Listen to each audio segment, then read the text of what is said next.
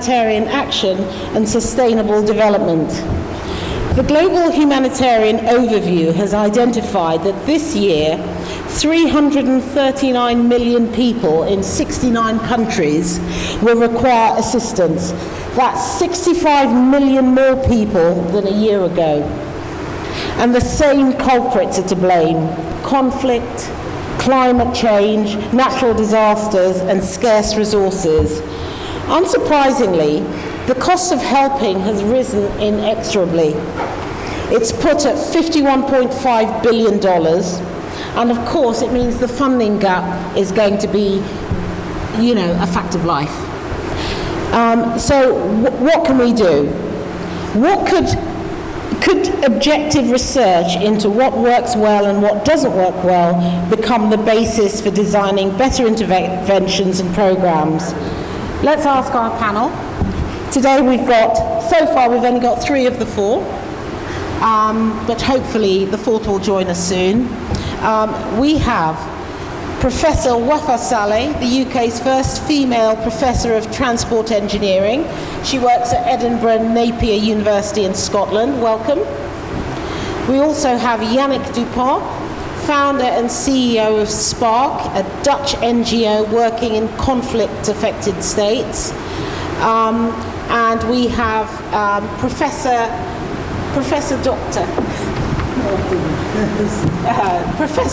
Armin Bawazir from here in Riyadh at the University of Al-Mirafa, I think it's called. Welcome. Okay, so I thought that we could kick off by just asking our panelists, just give us a quick resume of the work that they do at the moment and how it relates to today's topic. So first of all, you, Professor Saleh. Thank you, Mr. Chairman. So I'm Wafa Saleh. I'm a professor of transport engineering at Edinburgh Napier University.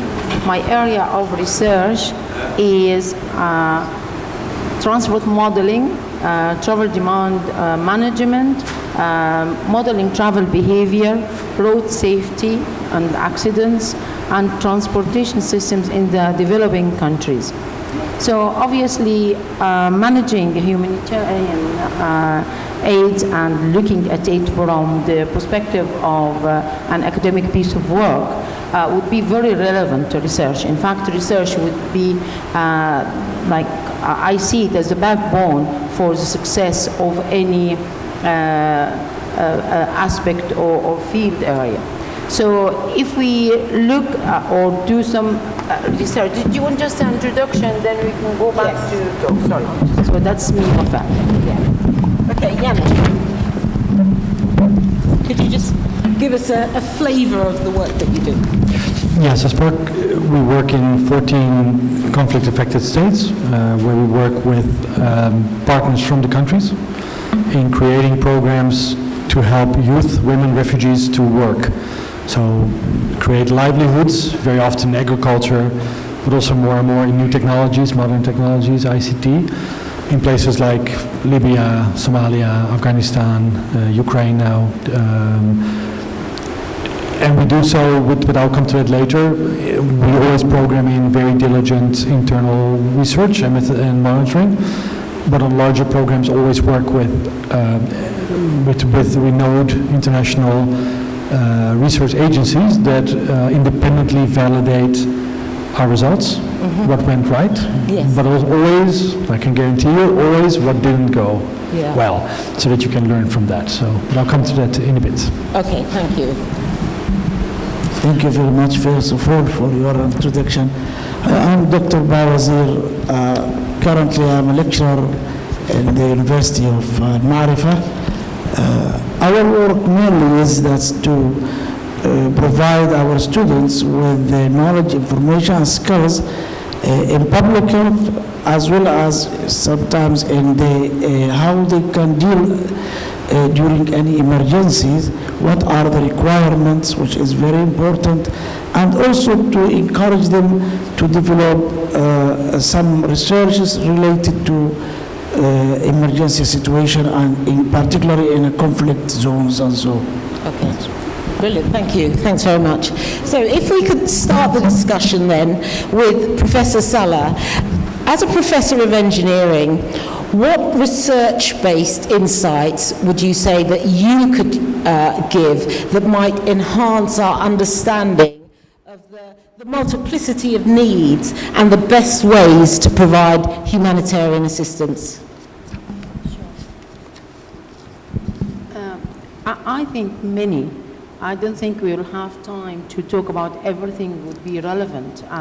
Because just a flavour. The research would enable us not only to understand the behavior and preferences and attitudes of those who are receiving the aids and those who are indeed providing the aids in the humanitarian situations, not only because in any of these cases actually I see that any humanitarian aid situation is a unique case which would involve a huge amount of data.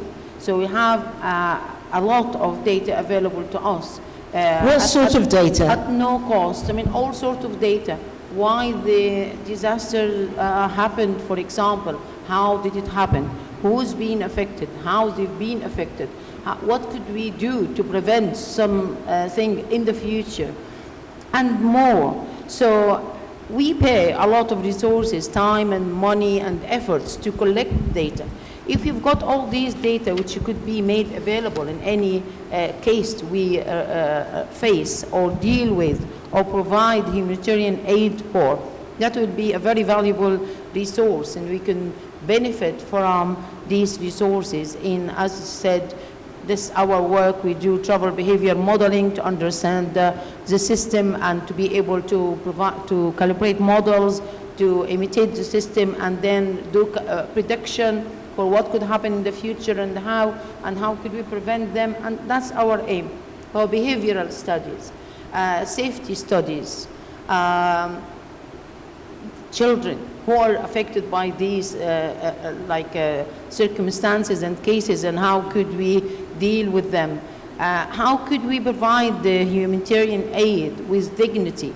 How could we transfer the situation from disasters and nobody wants to look at it into an experience and life learning process, and get those who are affected to take part and contribute to the process, and make it more like a normal life event as everything else we face, like congestion and accidents and environmental issues and all of that. Okay. So that's how I feel it falls in our area of interest. Thanks very much. Now, Yannick, I understand that one of the things that you believe passionately is that building capacity to conduct research in the countries affected is essential. Is that right? Well, yes, and that's why I'm very happy to be here also with researchers from that have experience from the regions, where these programmatic interventions take place.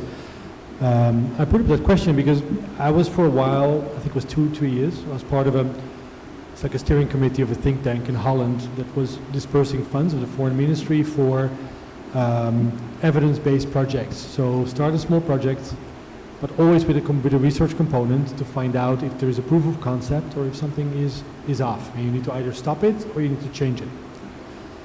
And I noticed in the first call for proposals, there was only applications from Western NGOs with Western research think tanks. And then when I was on the board reviewing some of these, I noticed that they took a very Western perspective on the problem that was being described. So I think that it is really essential that you bring in partners from these countries where programs are taking place. They tend to have a far deeper understanding of the context where something is happening, and also all the underlying challenges and difficulties in social constructs, for example, that are occurring. But in order to do so, we need to invest in building that capacity up, because what I also see, and then I come to the second problem I think there, is that why some groups were not applying is because there is not so many, because they're under-resourced, so it's a bit of a self-perpetuating problem that if we don't invest in this domestic capacity, then it will not just evolve magically by itself. And Are you saying that the groups that didn't apply were people in the countries? sorry? You mentioned that some of the groups who weren't applying were, are you saying that they're the ones in the countries? Yeah, there was a lower number of applications from there than I was hoping for, and I think that was also relating to the complexity of some of these programs, you know, all the standards and compliance standards around applications that you need to do, and that means we need to invest in domestic partnerships to build that up, so that they can participate on a more equal basis in these type of initiatives, and that would lead, in my view, to far better outcomes in terms of outcomes of your research, because you could do a partnership. This is how we try to structure it, with a Western research outfit, domestic research outfits, and then make a joint venture, if you like. I think that is where you will find then strength. Yeah, okay, thank you. Professor Bawazir, in your role leading a medical institution, what's your insight into ways that research can help in humanitarian settings?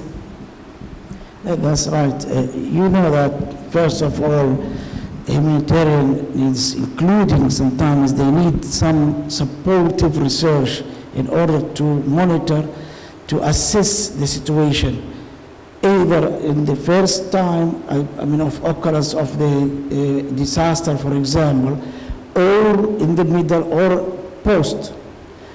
I will give you, just only some examples that I passed in the past. I was attended the earthquake in Pakistan, for example, in the year 2005. Yes. And also the zone conflict in Yemen. And I observed that really, there are a lot of lack of the information, or even the standard information that required in order to build the research. What sort of information? Yeah, for example, you know that first of all, the surveillance information, which is basic, for example, to detect, identifying the case in early time, particularly in order to avoid the occurrence of some outbreaks after the occurrence of the, like for example, cholera, scabies, others. So these are important to be supported by research activities in particular. Our role in the university, I think, is very important to build the capacity of our students as a future, researcher, either they are in medical or non-medical, but they need to be prepared for that, so they can work anywhere on the globe in order to provide their skills, their information, so they can participate in the disaster, for example, research particularly. Thanks very much. Would you as panelists say that there's a need for more integration and, between the humanitarian workers out in the field and academic institutes? Absolutely. I think integration is one of the components, one of the very important aspects which would enhance any humanitarian aid. Integration of not only authorities and cities, but integration with humanitarian aid providers, with the population, with the community. I think integration could achieve much more the benefits than the individual elements.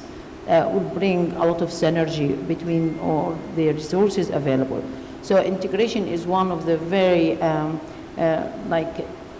key areas in any research, in any event or field. Okay, thank you. Yannick, what's your view on it? No, definitely. I think what is very good, to start off by saying that, say it on the first question, is that if I look back 20 years ago, I think there was not as much research going on as now. And I recall then even in the Dutch development sector where I was active, still am, there would be people saying, why to spend so much time on all this research? We're doing the right thing. Doing the right thing. So they point at intent, right? The intention is well. Yeah. So why would you do research? And that luckily is overcome now. So today people are saying, okay, intention is fine. Everybody has, or most people have good intent. But then what really matters is the impact on the beneficiary, the value for money on your investment in development, or how many people's lives can you save with a limited amount of money. As we heard here at the opening, I think the humanitarian pledge was only 50% honored, so that means if there's not more money, it can only come from selecting the right programs, right? And by being innovative. Yeah. And how do you know which are, right? Is that because you fund the people with the best intent? I would say, and I think this is now where the debate has shifted, you fund the people with the best plan who have research behind them to demonstrate that what they do works. Or if that's not the case, at least they have it integrated in their planning and they can demonstrate how they are going to do it so that you can steer programming. So to come to the question, I think you can only do that if you bring really objective, independent, strong researchers into the process from the beginning. Because I don't think that aid organizations on their own can do it unless they start building up internal huge units, which I think is also not the right way, because then you would be controlling your own quality control, which I think is yes, you need to, but that's monitoring and evaluation teams that we have as well. But on every program we have, a large job program we're running for the Syrian refugee community, including the Islamic Development Bank is there, and QFFD. And there we put in the RAND Corporation from Washington to be an external party, who helps to build up the measurement system, but then at midterm, end term, they do an external report. And they say, okay, this is what happened, this was good, this is not good.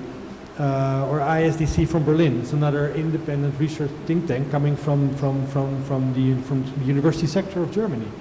They do it on another program in North Africa. And for me, this is exciting. It's also sometimes challenging because some people get nervous, are being watched. Yeah. But if you present it well, it's actually very positive, also for your own staff, for beneficiaries to know that we're trying to learn all together in moving forward. But for that, I'm convinced you need universities, you need also independent academic function around the program. Yeah, thank you. Professor, just your view on the integration. Sorry? Yeah, your views, please. Yeah. Indeed, first of all, I really support the idea that brought by my colleague, that it's important that researchers are very important to detect the problem in a time. Okay? So the problem that sometimes we can face in the area that they need is to build the capacity of the training of research activities, particularly. For example, that some of the people, they did not, able to they did not have a previous experience in making research. They did not know how to collecting data and so. And I think first we have to train them to give them the opportunity in order to increase their capacity to making the research in a good way, as well as to use these this research in order to fill the gaps in this area. Not all the research are equal. For example, looking for the disasters in all the countries in the globe, some areas they need more research and with a specific scope, specific focus than others. So we have to adopt our opinion, our ideas, our interventions in a proper way in order to cope with the needs of these areas or these population, and how to come up with some solutions also. Okay, thanks very much. Yes, of course you may. Yeah. Also, one advantage of the research is that usually researchers work and think at their comfort when they are not in a hurry, when they are not in a disastrous situation. That's a really good point. Most of the humanitarian aid work done at rush and at crisis levels. Yeah. So if the research is ongoing alongside, parallel to the humanitarian aid, there will be opportunities to develop not only plans, plan A, but also plan B. So when we have a situation, we can pick from our library of plans, ideas and systems and strategies which we can employ, not at a rush, not at a hurry, but it would be some research and strategies developed at a good time, properly, and then implemented at the disasters time. Yes. So I think that is very important too. Yeah. And I think in a place like Saudi Arabia, it is very possible to implement and carry out research along with the humanitarian aids, because obviously, I mean, there is a lot of resources to support external disasters or needs. So I'm sure there will be opportunities to carry out research in here, and that will be then unique. Yannick, I saw you nodding your head there. What's your view on it? No, I think you're making a very good point that another common obstacle sometimes to running research internally is that people get very much, of course, in helping on immediate needs. So you don't want to distract them from doing that, right? You don't want to risk lives of people being saved because, okay, let's wait, let's do research, right? So if you then say, let's bring in institutions to walk alongside, it becomes not a burden, it becomes actually an aid for better future programming. So I very much agree. I think it's a brilliant point. Professor Bawazir, do you have a view on this one? Generally, I mean, the research... Not so much knee-jerk reactions, but planning and having a plan A and a plan B. That's right. For example, the importance of this research really, I mean, should be going in advance, first of all, to plan everything in a good way according to the situation. So I'm going to agree that Plan A should be, prepared by the institution, different institutions, as well as the different organizations, those, involved in the disaster or the crisis time, So sometimes we need really, to change the way of the research, that is to accommodate the problems in one side than the other, Yeah. I wonder if we could move on to the subject of, sustainable development goals and how that links to research. Do you have examples from the work that you do of how that can be achieved? You can use research towards sustainable development goals. It's easy to sort of react to people, as we were saying, when they are actually there and they're suffering, but what about the future and what about sustainable development? Well, I think a lot of the work we do can provide examples for that. For example, safety. We monitor and collect data and model the occurrence of accidents, for example, at the separate locations in the network, in order to not only understand why the accident happened, but how to prevent it in the future. Mm-hmm. So that is, although it's a different sort of application or field, it's very, very similar to what I was saying, that would give us the opportunity to understand and make predictions for what would happen in the future. Also, a lot of work comes under the umbrella of sustainability. For example, the global emissions and environmental impacts and modifications to vehicle engines to reduce emissions and to reduce fuel consumptions, electric vehicles, new fuels, renewable energy, alternative fuels, all of that we work on, and we try to make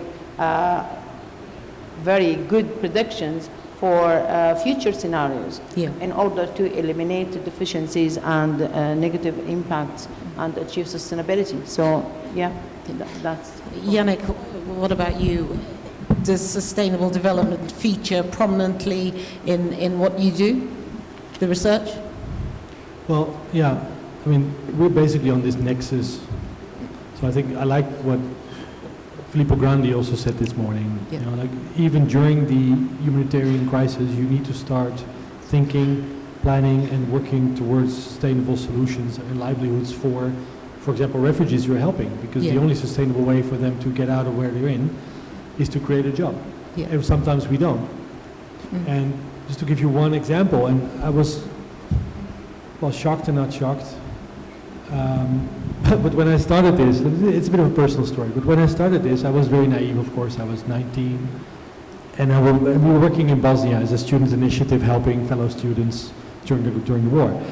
So what we did is we collected food parcels in Amsterdam.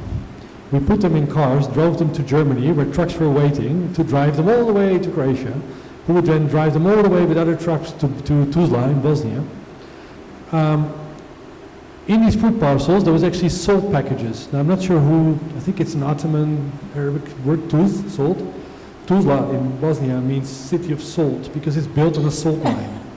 Yes. And so, yeah, so when I came there, I was a bit shocked with myself. I think, Good intent. Good intent, but did we just bring water to the ocean or salt to the salt mine? We did. And these poor Bosnians, they were so nice. They were like, oh, thank you. But then as I worked longer there, some people took me aside and they were laughing. They said, like, we have to tell you this story. You guys brought salt to the salt mine.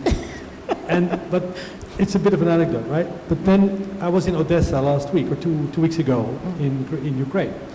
And the local business community is running the largest IDP shelter there. So I visited the IDP shelter, and they showed me around, and it was full with all kinds of food stuff from far away that was being produced in that region. Yeah? So I asked them, how much % of this stuff in this huge warehouse with a nice, it was very kind of the UNHCR gave them a tent so it wouldn't spoil. And it was packed, and it was from Italy, it was from Poland, it was from Holland, from all over Europe. And they said like 90%, but then they added, but we appreciate this. And I said, yeah, it's not about the intent, right? Yeah. But I asked them, but how much of this stuff actually do you produce here locally? And then they started opening up, and they said, yeah, well, all of it. And our companies are actually complaining that this is undercutting their market, because if this would be bought locally, you would buy twice more, or 150% more, and you would help the companies to employ people and all this. And so I was shocked in that sense, because 28 years passed between my trip to Bosnia and now to Odessa, and 90% seems to be the same principle. Wow. And so this is also why I think we need research, and why we need to look during humanitarian towards the future. Because one other thing they mentioned, if I may, one more example that came out of it, is that these people were saying, oh, we looked at your website, you're doing livelihoods. And then they started very careful. They said, yeah, we were thinking to start reskilling the IDPs, because we're giving them food parcels every week, but they're coming depressed, they're not contributing to society. These people are asking us, isn't there any job I can do? I don't want a handout. So they wrote projects, they sent it to all their donors, to the international community. All of it came back negative. This is why they were carefully asking me, because they were saying, all of them tell me, no, this is a time of support for military and humanitarian, come back later. So I was so happy they said this. So we had a great long several meetings, working out now a pilot on getting the IDPs to work. But there again, so when I hear Filippo Grandi saying this morning, I think the vision is there, but when you break it down all the way to that local shelter in that little town, we're still not there in connecting humanitarian intervention to more sustainability. Yeah. And by making sure that if we hand out goods, that we also take into account the local market. If we work with IDPs, that from moment one we start thinking about how can we activate them again. And then we don't separate that as if it's two separate things, humanitarian and development, but this is the very nexus we need to focus on. Yes, yeah.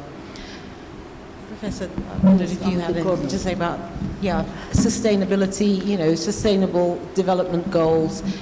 Does that feature in some of the work that you do? Yes. First of all, sustainable development goal is one of the important, issue that the Kingdom of Saudi Arabia is also articulating in this. For example, the 2030 vision is also, passed with this the same, vision of the sustainable development goal, or articulating it. Just an example that the King Salman humanitarian work, relief work, which is very important. Give the example that, for example, in Yemen, those victims of the landmines required, for example, prosthesis and so. So in order to sustain this, aid for the Yemeni people, they trained the people inside. They trained people in Yemen in order to use what? To use the prosthesis as well as to do it. This is one of the outcome, which is very precious outcome of the sustainable development goal and of the King Salman relief. Other thing that in my past, I mean, in Pakistan, for example, during the earthquake crisis, I was also, my task is to support the people, the local people, to train them how they can, for example, taking care about the water, the clean water, the garbage, to educate them. All these activities are going in a sustainable way. Why? Because it will, for a long time, they will inject it and they will use it. So in order to avoid the spread of some infections, particularly during the crisis like this disaster, there is a cholera or other infections, so they can control it by themselves.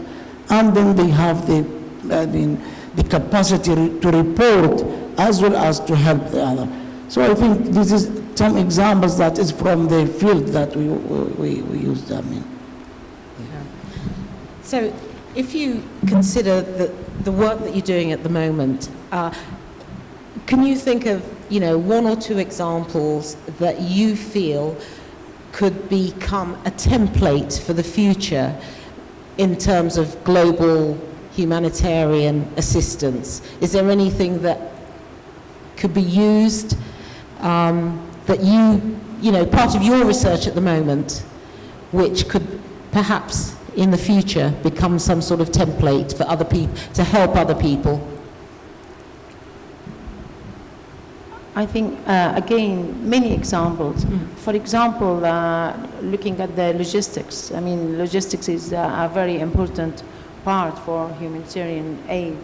And at disastrous situations, we lose links from the network for any reasons. And we do work on the models, for example, optimization models to how to work with missing links and optimize the network and optimize the efficiency of the network. And also distribution problems like salesmen and so on. This could also be very easily employed with like distribution centers and helping with refugees and all of that. Also building houses and accommodations and shelters for the refugees or those affected by disasters. I mean, we have many models and areas of research which looks at the preferences and attitudes and what people prefer, what people need for their shelters and houses, for example. So again, these such models could be adopted and used, or similar approaches used with different parameters, for example, to suit the situation in cases of disasters and so on. So I think I can think of many different types of applications from what we do, working with children safety. I mean, we work on children trips to schools and safe routes to schools. So obviously children, when they are in the shelters and the refugees, there will be many issues related to them. And to bring the whole community of those like refugees or affected by an event to become more active in the community and take them to the labor market, get them into the labor force and make them more efficient, rather than them being a victim all the time. Them just being like put there and we look at them like as in need, because a lot of those will have energy and skills, resources and skills, and I'm sure there are many examples of such attitude and situations, but we can emphasize that, we can empower them more. And the female, I mean, we do studies on female attitudes and empowering women and all of that. So again, I think the female in such situations would always become the weaker part, although we all know that women are stronger sometimes. I shouldn't say that with majority of our audience are men today, but I mean women have lots of power and energy. And I think in any case of a disaster, it's not different. We can make more use of their energies and resources and skills and get them to contribute to their community and to the external community as well. Okay, thanks. Any of the work that you do now which you think might be a good template for others? Or maybe let me say something about what others are doing that I think will be a good template for us. Yes. Because in all modesty, we're one group, but there is thousands of groups, so I think we should have a very broad view. One thing that I'm particularly charmed by in recent decade is the development of the direct cash transfer systems. Yes.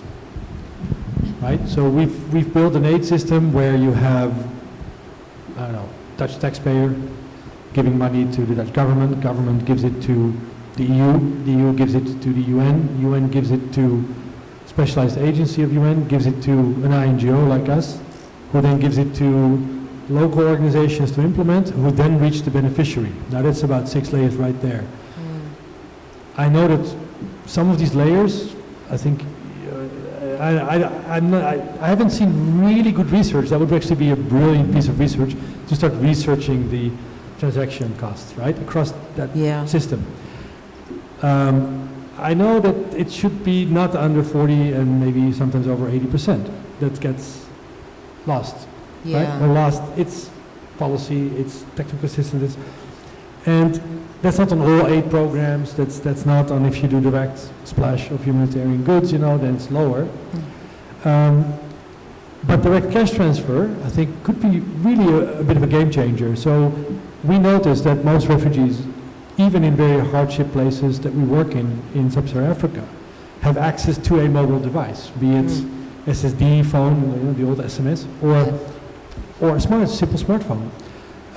We see a very big hike of mobile banking, M-Pesa, right, in East Africa, but also in the Middle East. And what we did on a huge scholarship program, we gave 14,000 Syrian students, refugees, a scholarship.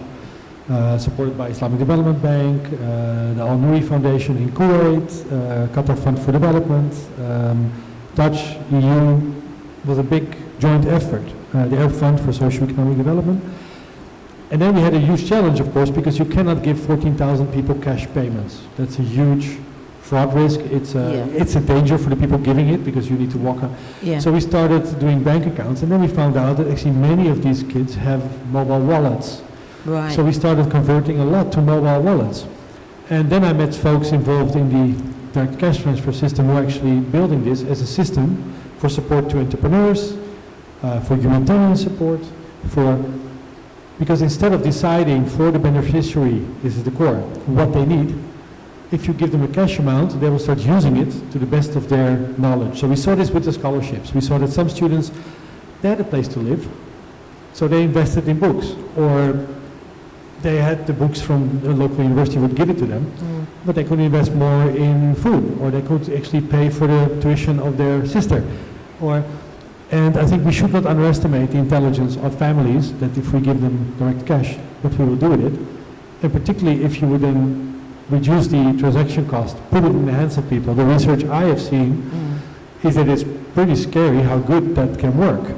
It does have a huge implication on the whole aid industry, of which we as Spark are a part. Right? Because if that means that sometimes it's better not to design program, but just to do direct cash transfer, it has a massive implication, and we should all be ready to accept it, which is basically the efficiency will then make some programming obsolete.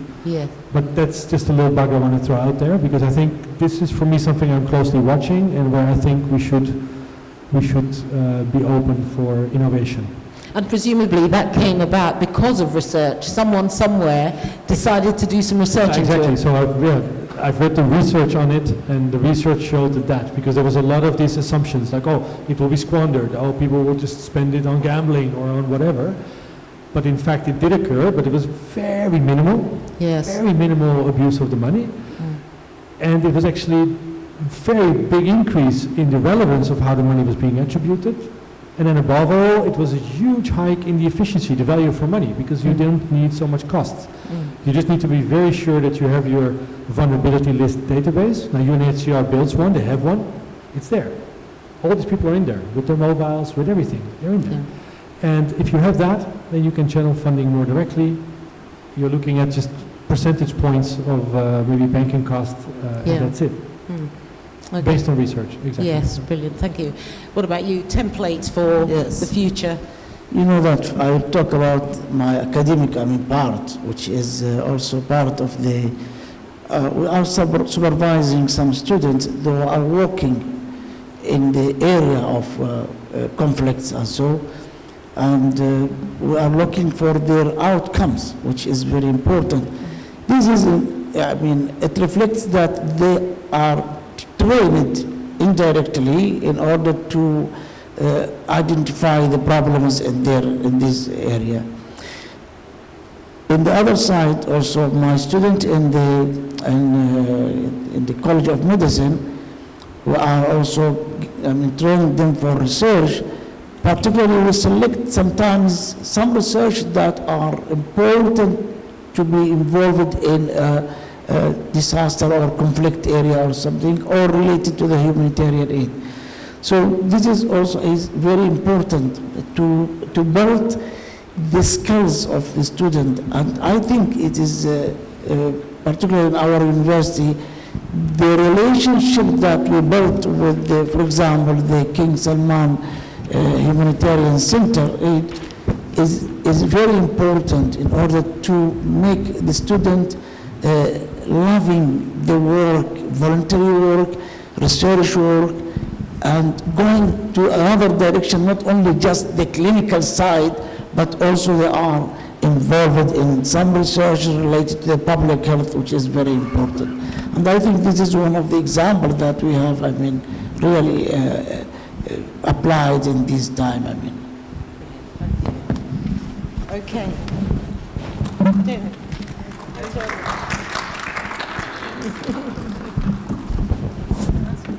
Yeah. Does anyone have any questions? Okay, we need to get. Could we get a mic? We'll have to share. Thanks.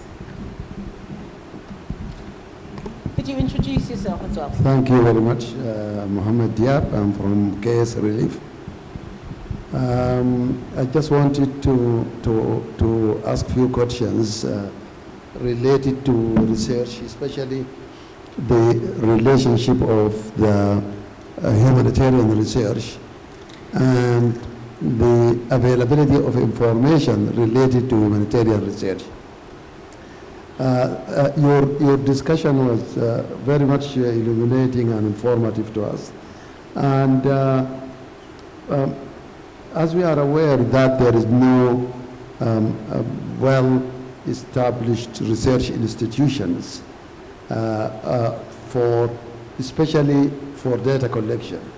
For data collection? Oh, right.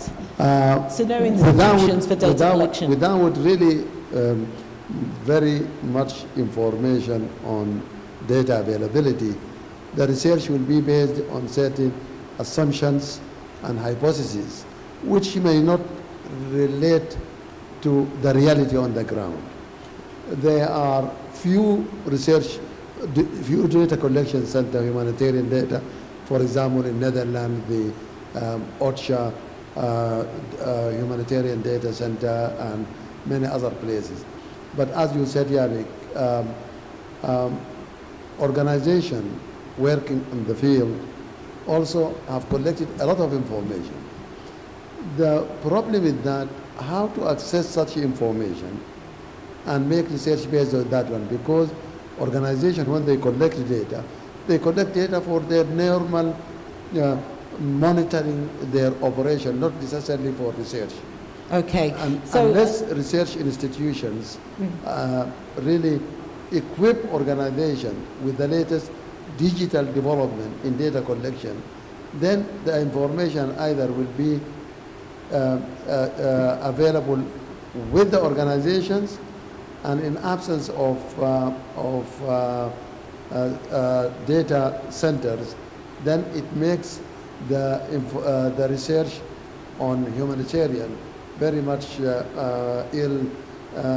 not up to what is expected from the researchers in the humanitarian field. So did you get that? Just asking you, yeah, okay. Do you want to answer that one? Shall we just take turn to answer? I think it's in the interest of the humanitarian aid organizations to carry out such research. So, A, they will be interested. Secondly, a country like Saudi Arabia, you contribute to the humanitarian aid, so they will have, I'm sure, like an opportunity to get access to such data. And then you can start something. I've just been asked by 3 great researchers that they are interested to do research. And they have such a lovely organization and very relevant here, like this King Salman Center. So I'm sure, I mean, they can start like acquiring the data, the information, when they donate for like certain projects, they should have access to the data, not only donating, because it is, as I said, at the end of the day, it is to the benefit of the humanitarian aid. So I think everybody will be a win-win situation. That's my opinion. Microphone shuffle. Make sure. Yeah. Just to pitch on, I think you're pointing at a really big problem. So, for example, for me to get access to that direct cash transfer information was because I was sitting on an initiative with the Dutch royal family on direct cash transfer, and we were thinking along how to structure it, and then we had to dig for information, and I say dig because we found a study here. Then because of network, we found out there was a study there. We found out, but it was not that there was a central depository where you actually have it available. And so there are indeed good initiatives, like at the University of Nijmegen in Holland, there is a master program on development, very good research center, and they train local, I mean Dutch mostly, but also in Nairobi they established a center where they train staff in how to do M&E and how to do research. But it's all isolated. I think it's a bit separate. I think it's also, not to dwell too long, but I think it's also related to the matter of interest. I think it's a prisoner's dilemma, if you know from transactional theory. So yes, it is in the interest of the humanitarian sector. But when I speak to individual operators or organizations, there's also a lot of fear. Like, well, what if I do research on my effectiveness and my efficiency, and if it comes out negative, that's not good for me. So I'm doing it, if I do it at all, but I'm doing it more and more because I need to for my donor, and then I keep it to myself, especially if there is a negative result. And so I think we should also institute something they had it in Holland, Institute of Brilliant Failure. It really exists. It's from the ABN AMRO Bank. It was made for entrepreneurs because they found out if entrepreneurs fail, and they do a lot, first time entrepreneurs fail 80% of the time, but when they try again and they learn from each other, next time they succeed 80% of the time because they learned, they have compatriots to learn from. So we did a pilot in Holland where we started Institute of Brilliant Failure in Development Cooperation, and we said, okay, bring your failures from research. What did not work?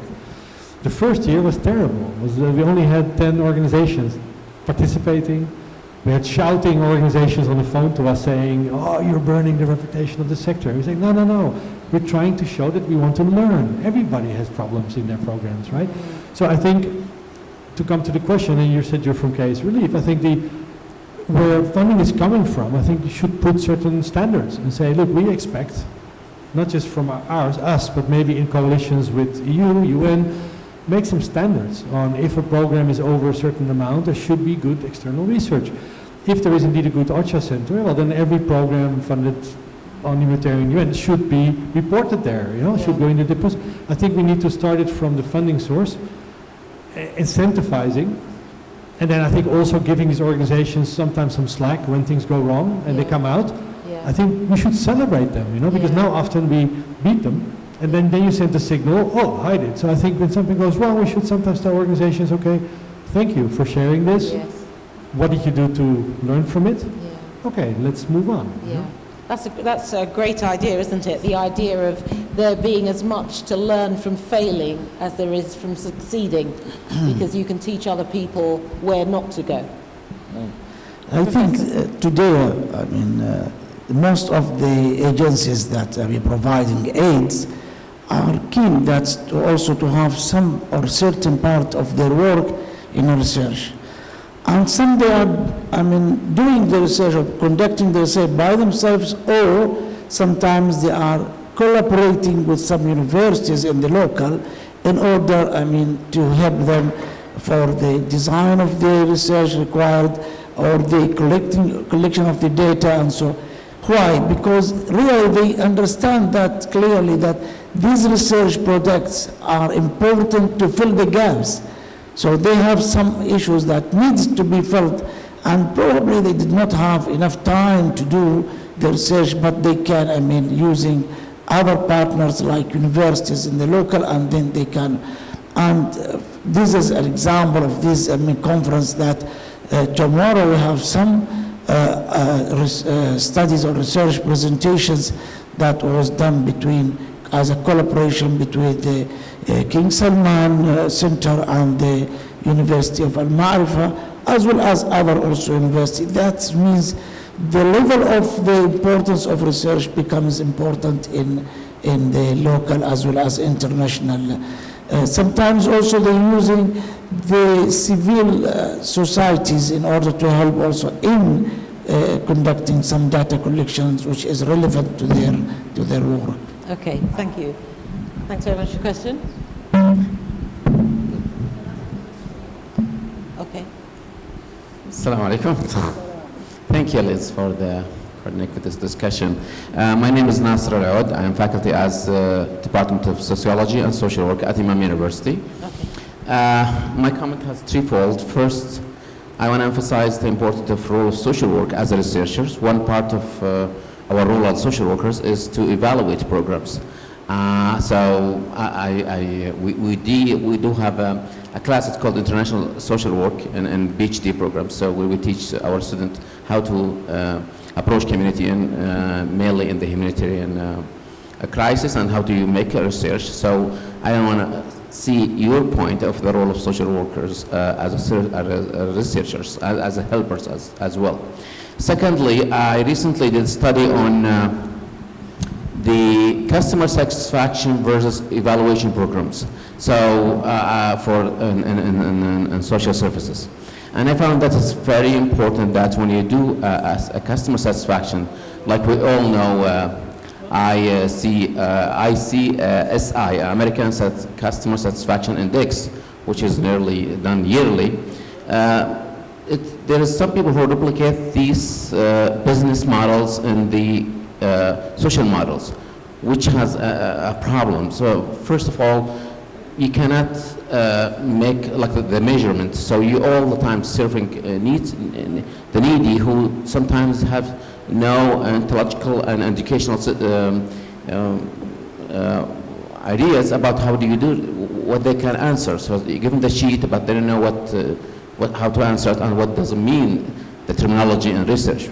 So this is the first. Second is sometimes you are serving them and you trying to ask them to evaluate you. So what about if you don't serve them very well? So will they evaluate you differently? If they do, they will fear they'll lose their business, their benefits. Yeah. So this is a problem. So we all recommend that external review. So I suggest that the university has students who are PhD candidate, and they can do the research for you for free. But what you need to do just offer them, bribe them with the data, the people who can help them to collect their research data. So this is very important. It goes on yeah. factors. So this is what I want to share. So okay, thank you. Yeah, that's an interesting point. Thank you. You know, helping people to provide data. Sometimes they can't do it on their own.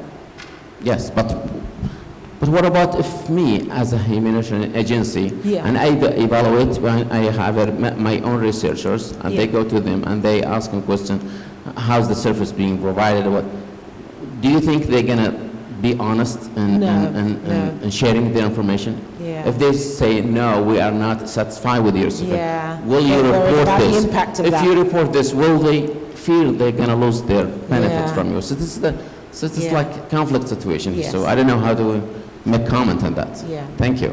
Dilemma. Anyone have anything to say on that? Totally agree. So you cannot research, you cannot do your own evaluation. This is not serious.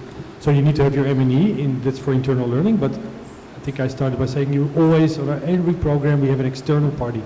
Like RAND Corporation is looking at the jobs program, IZC Berlin is looking at a program in North Africa, and we publish it, including there are For some... good or bad? Yeah, there is some bad stuff sometimes, like this that didn't have really a measurable impact, Yes. you know? And I mean, I think you need to then demonstrate that. And you're very right about, because we're working with vulnerable populations, right? Yes. So we're in I'll give you just one example, maybe not from this region, but from Holland. We were working with Afghan refugees that came to Holland that were evacuated by the Dutch government. We were hired to bring them to work. Some of them called me and said, oh my God, I'm going to lose my residence permit. I said, what? They got a residence permit already. Yes, the senior official from a refugee center, Dutch, he told me to stop complaining because this way I will lose my residence permit, because you need to earn the right to be critical in Holland before you are safe. Now, I don't think that man will have a very good function in the future. We made sure of that. Who made the threat? They came to us because they happened to trust us, but we were an external party. They believed it. So these Afghans immediately believed, better not be critical, you know, to the refugee centers in Holland because you may lose your permit. So what if you then ask these same people, if I would have asked him to evaluate his performance, I think I would get back a 10, you know? Yeah. Perfect. Yeah. Yeah. Okay, thanks very much. Just one last question. Okay, quick. 30 seconds. Yeah. I believe that there has to be an internal and external auditing. The auditing is very important, but I think for any organization doing any work, you have to ask the people, how do you like the work done? Are you happy with it? Is it satisfying your requirements and needs for your organization to update and adjust anything not perfect also? So I think this is an internal process that has to be done. And then brings the role of auditing, which is very important and very critical and very needed in any aspect. And it is something very needed in Saudi Arabia, because there's quite a lot of fields and areas. I saw, for example, projects takes much longer than it's actually programmed for, because there is no external auditing. So auditing is very important. And I think in the area of humanitarian aid, it's relatively new in terms of evaluation or assessment, because it's all on a voluntary basis. So when you give someone something, they'll say thank you. It's not like assets and you're asking a contractor to do it. So it is different. However, we still need internal assessment and to improve the efficiency, and external auditing to be implemented to make sure that but we have, before the auditing, to set the standards, the requirements, the designs, the plans. So we need a proper process for the humanitarian aid, which actually research is one of the possible ways. So just one question. Hello, Hela Salim, Associate Professor. Can you hear me? Yeah. Thanks. Yeah. Hela Salim, Associate Professor at King Saud University. I'm social and cultural psychologist.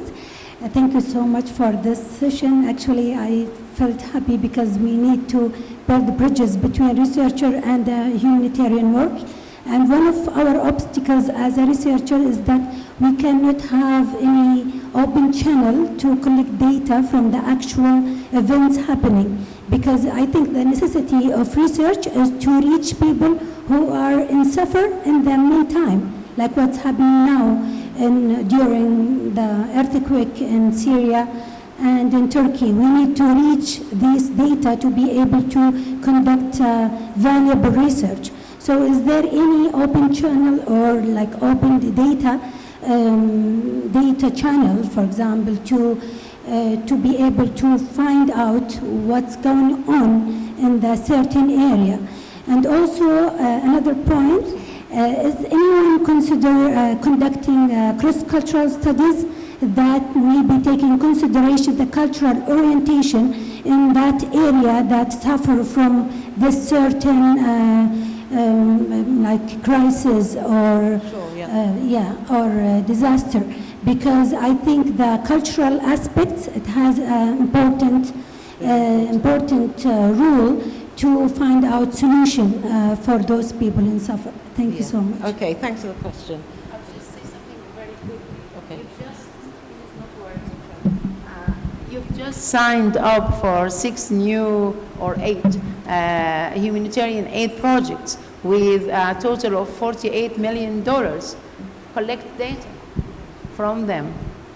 I don't think you've heard me, but you've just signed up, your minister just signed up for 8 new humanitarian aid projects with, I think, $50 million or something or more. Collect data from them. Make sure to get data from them. Okay. Did you have anything to add? Well, one is, there was this initiative, IATA, IATA, so IATA.org. It was launched, I think, a decade ago. It was the International Aid Transparency Initiative, IATA. And the idea was that every single organization getting funding, for example, in the Netherlands, we were the first one to qualify, to implement, had to upload what you're doing, what are the beneficiaries, the money. Of course, there is considerations with privacy, but the basics should be there. Unfortunately, when you check the IATA register, surprise, surprise, there was big gaps, not everything is there, etc., and so forth. But I like this comment here, you know, like if you then, I think you should integrate it in your giving as a condition and say basically, you know, if you want our funding, we need this type of data to come out. And then you should integrate the issue about, and then the external review, I think should always be there because, yeah, I fully agree. But then I'm also a sociologist, so I guess we're agreeing easily on that. Yeah. Okay, thanks very much for that. We've got to wrap this up now. Oh, one more question?